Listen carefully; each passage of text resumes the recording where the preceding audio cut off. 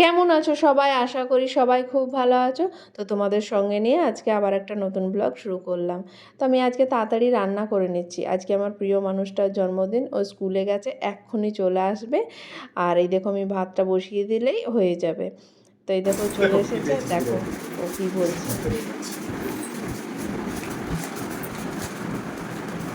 এগুলো কি? Happy birthday gift. খোলো দেখি। বাবা কি লিখেছে? Happy birthday. Happy birthday sir. তো বুঝতে পারছি স্যার।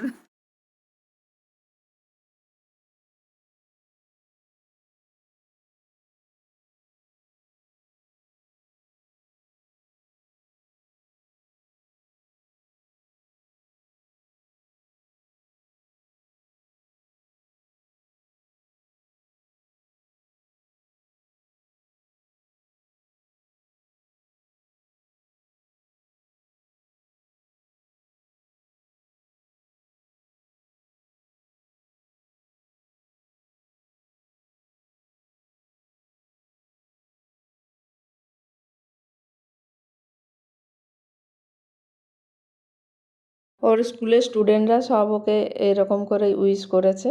তো সত্যি জন্মদিনে এর থেকে বড় গিফট আর কিছু হয় না। এইগুলো পেয়েই মন ভীষণ ভালো হয়ে গেছে। আর আমি ওর জন্য কেক বানাবো। তো চলো বানিয়ে নিই।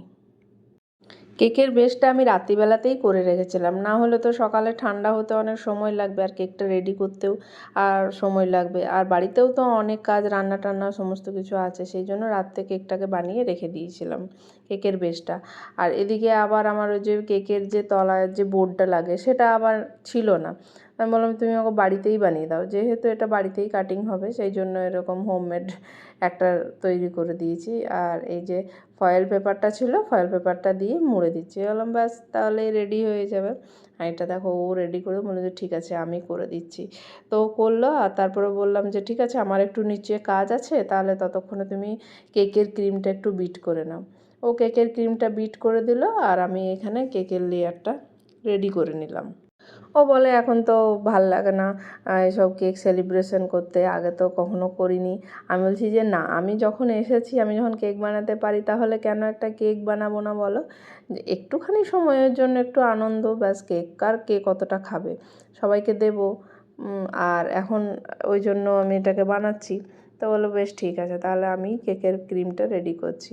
ও কেকের ক্রিমটা তো রেডি করলোই। আর এখানে আমি এটা বানিয়ে নিয়ে তারপর আবার আমাদের বিকেলে এক জায়গায় বেরোনোর আছে। ওই ওর একজন কলিগ আছে, একদম ফ্যামিলির মতন বাড়ির একদম। সেই জন্য আমাদের যা কিছু হয় আমরা ডাকি, আর ওদের যদি কিছু হয় তাহলে ওরাও আমাদেরকে ডাকে। তো সেই জন্য বললাম যে চলো চলো একটা সন্ধে ওদেরকে সঙ্গে নিয়ে একটু সময় কাটিয়ে আসি। তো বললো যে ঠিক আছে তাহলে তাই যাব। আর এখন তো সকালে স্কুল হয়ে গেছে গরমের জন্য, মর্নিং স্কুল। তো সেই জন্য হলো যে স্কুল থেকে ফিরে এসে রেস্ট করে বেরোনোই যাবে। আর এখানে দেখো আমি একটু চকলেট দিয়ে দিলাম, কি দিয়ে এটাকে ডেকোরেশন করব ভেবেই পাচ্ছিলাম না। তো একটু চকলেট ছিল, হোয়াইট চকলেট, আর এই একটু চকলেট সিরাপ ছিল। তো ভাবলাম যে এইভাবেই করি, পুরো সাদাটা দেখতে একটু কেমন কেমন লাগছিলো, সেই জন্য এইভাবে করলাম। আর অন্য কিছু জিনিস আনা ছিল না, ওই ছেলের যখন জন্মদিন হবে তখন আবার নিয়ে আসবো ডেকোরেশনের জিনিসগুলো। আর এখানে সন্ধেবেলা বেরোবার জন্য আমরা রেডি হয়ে গেছি, আর মা বলল ঠিক আছে পায়েসটা খেয়ে যা। তাই ঠাকুরের ফুল ছুঁয়ে দিচ্ছে, আশীর্বাদ করছে। আর এখানে পায়েস খেয়ে তারপর আমরা বেরোবো। আমাদের বাড়িতে যারই জন্মদিন হয় না কেন, মা সবার জন্য পায়েস বানায়, আর মা খুব সুন্দর পায়েসটা বানায়ও, খেতে কিন্তু খুব সুন্দর হয়।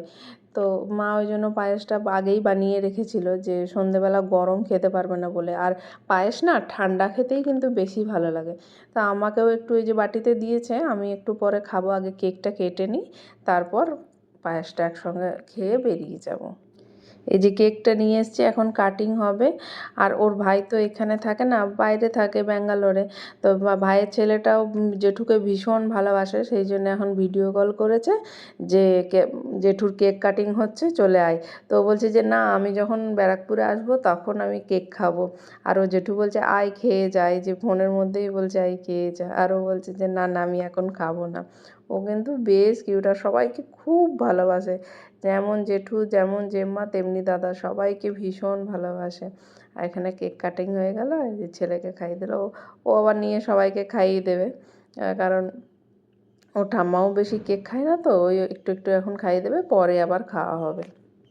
আমি একটু কেকটা কেটে দিই, দাঁড়ান, পাশে সবাইকে দিতে হবে তো একটু কেটে রেখে দিয়ে যাই, তাহলে মা দিয়ে দেবে। আর আমি যদি এখন দেখতে পাচ্ছি তাহলে ওদেরকে পায়েস, মিষ্টি আর একটু কেক দেবো। আর জন্মদিনে তো বিশেষ কিছু করছি না, আর করিও না, ওই রাত্রে একটু খাওয়া দাওয়া করি।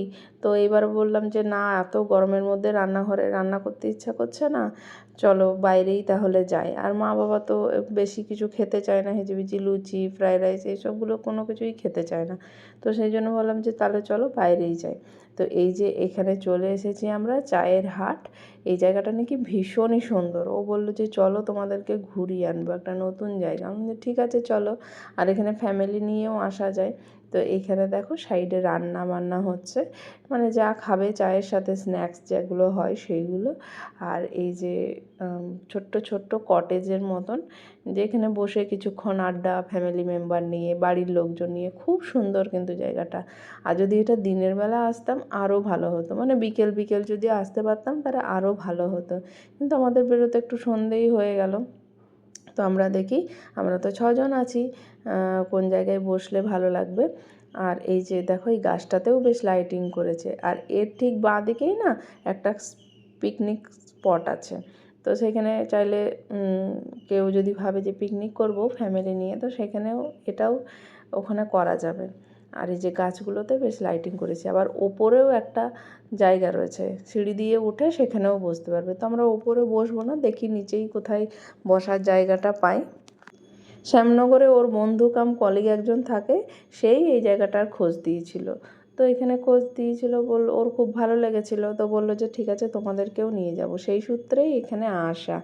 আর এই যাদেরকে দেখছো এরাও এসেছে সেই নিউ ব্যারাকপুর থেকে, আমরা ব্যারাকপুরের আর ওরা নিউ ব্যারাকপুরে। তো জায়গাটা সত্যিই খুব সুন্দর, খুব ভালো লাগছিলো, আর ওয়েদারটাও খুব ভালো ছিল সেদিন, এতটাও গরম ছিল না, অল্প সামান্য গরম ছিল, আর বাইরেও খুব সুন্দর হাওয়া দিচ্ছিল। আর আমি এই যে টিফিন বক্স করে ওদের জন্য কেকও এনেছিলাম। বাইরের খাবার তো অর্ডার করবেই, তো কেকটা যখন একটু বেশি হয়েছে তা ওদের জন্য নিয়ে যাই প্রতি বছর। আর ওরা আমাদের জন্য গিফট এনেছে দেখো, এই এত বড় একটা মিল্টনের হটপট। বলো কী হবে, এত রুটি কে খাবে, আমাদের তো কয়েকটা মাত্র লোক, 4-5টা রুটি হয়, আর এত বড় হটপট। তাই বকা দিলাম যে কেন এটা এনেছো, 1 ঘন্টা কি 2 ঘন্টা একসঙ্গে সুন্দরভাবে কাটাবো, একটু আনন্দ করব, এটাই তো যথেষ্ট, গিফটের কি প্রয়োজন ছিল, আর আমরা তো বাড়ির মতনই। তোরা বলি যে না না এটা এনেছি, আর পরের বার থেকে আর মনে হলো যে হ্যাঁ ঠিকই বলেছো, এর পরের বারে যখন আমাদেরকে বলবে তখন আমরাও কিন্তু একটা হটপটই গিফট করব। কি হাসাহাসি করছিল। আর ওখানে খাবার তো অর্ডার দিয়ে এসেছে, আর খাবারটা এক্ষুনি আসবে।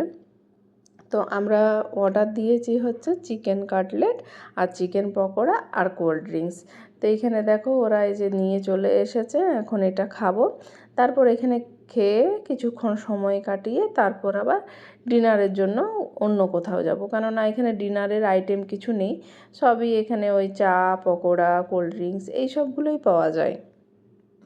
এখানে চিকেন কাটলেটটা খুব ভালো ছিল, তো চিকেন কাটলেটটা খেয়েই মোটামুটি সবার পেট ভরে গেছিলো। তো তারপর চিকেন পকোড়াগুলো খাওয়া হলো, তারপর এখানে খেয়ে দিয়ে বেরিয়ে গেলাম ওই রাতের ডিনারের জন্য কোথায় যাওয়া যায় সেটাই ভেবে। তো এই দেখো আমাদের খাওয়া হয়ে গেছে, আমরা এখন বেরিয়ে যাচ্ছি, দেখি কোথায় যাওয়া যায়। তো সবাই মিলে ডিসাইড করলাম ডি বাপির বিরিয়ানিতে যাই, কোনো দিন খাইনি সেখানে, এখানে নতুন এটা হয়েছে, বেশ কয়েক বছরই হলো, কিন্তু কোনো দিন এখানে আসা হয়নি।